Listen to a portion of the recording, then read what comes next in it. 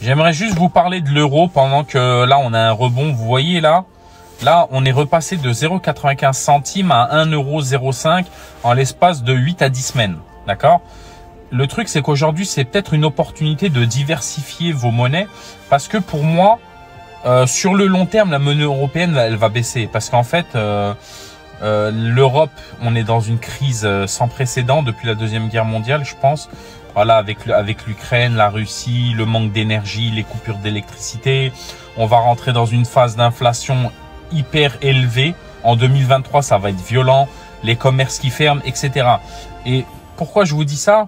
Parce qu'en fait, aujourd'hui, avoir des monnaies différentes de ce que vous avez déjà, ça peut vous protéger. D'accord? Ça peut vous protéger.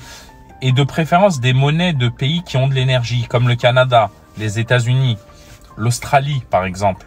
Vous voyez, exemple, ces pays-là veulent acheter des voitures européennes comme des Volkswagen ou des Audi. Ils vont avoir besoin d'euros et je pense que quand on était vers les 95 centimes ou 1 euro, il y a des gens, ils ont fait des réserves d'euros pour acheter des biens européens plus tard.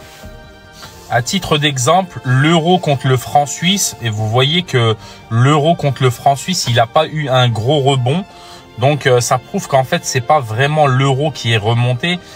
C'est juste que, voilà, le dollar américain, il a un peu baissé par rapport à l'euro parce que je pense que ceux qui avaient des dollars, ils ont racheté des euros pour des raisons diverses.